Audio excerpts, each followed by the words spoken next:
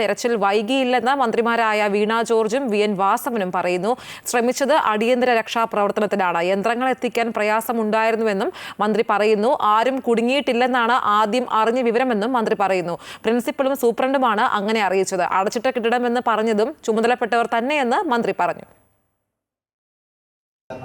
അല്ല, അത് അടച്ച ബ്ലോക്കാണ് എന്നുള്ളത് തന്നെയാണ്. ഒരു ആ ബ്ലോക്ക് ഉപയോഗിക്കുന്നില്ല, അടച്ചിട്ടിരുന്നൊരു ബ്ലോക്കാണെന്നുള്ളതാണ് പ്രാഥമികമായിട്ടുള്ള ഇൻഫർമേഷൻ. അല്ല, അത് ഞാനല്ല, അത് പരിശോധിക്കണമല്ലോ. ഓരോ ഇൻസ്റ്റിറ്റ്യൂഷൻസിലും ഇങ്ങനെയൊക്കെയുള്ള കാര്യങ്ങൾ ഉണ്ടാകും.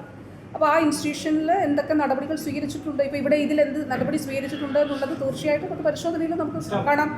നോക്കൂ, നമ്മൾ ചെയ്ത കാര്യങ്ങളിൽ ഈ മെഷീൻ കൊണ്ടുവരുന്നതിന് തന്നെ എന്താണ് അതിൻ്റെ കാരണം? അത് ആരെങ്കിലും അതിൽ അകപ്പെട്ടിട്ടുണ്ടെങ്കിൽ രക്ഷിക്കുന്നതിന് വേണ്ടിയിട്ടാണ്. കെട്ടിടാവശിഷ്ടങ്ങൾ മാറ്റുക മാത്രമാണെങ്കിൽ അത് പിന്നീട് ചെയ്യാവുന്ന ഒരു കാര്യമാണല്ലോ. അപ്പോൾ ആ സമയത്ത് ഇമ്മീഡിയറ്റ് ആയിട്ട് മിനിറ്റുകൾക്കുള്ളിൽ ഒരു മെഷീൻ അവിടെ എത്തി ഇത് അവിടെ നിന്ന് മാറ്റണമെങ്കിൽ അത് അതിൻ്റെ അർജൻസി എന്താണ്, ഇതിനുള്ളിൽ ആരെങ്കിലും ഉണ്ടോ എന്നുള്ളത് പരിശോധിക്കുന്നതിന് തന്നെയാണ്. അതുകൊണ്ടാണ് മിനിസ്റ്ററും ഞാനും വന്നപ്പോൾ തന്നെ ഈ മെഷീൻ ഇവിടെ എത്തിക്കുന്നതിന് വേണ്ടിയിട്ടുള്ള നടപടികൾ സ്വീകരിക്കുകയും നിങ്ങളെല്ലാം കണ്ട ബുദ്ധിമുട്ടുകൾ, നമ്മൾ ഇത്രയും പഴയ കെട്ടിടത്തിനുള്ളിൽ ഇത് എത്തിക്കുക എന്നുള്ളത് വളരെ ശ്രമകരമായിട്ടുള്ള കാര്യമായിരുന്നു. ആ ദുർഘടങ്ങളെ മറികടന്ന് അവിടെ എത്തിച്ചത്.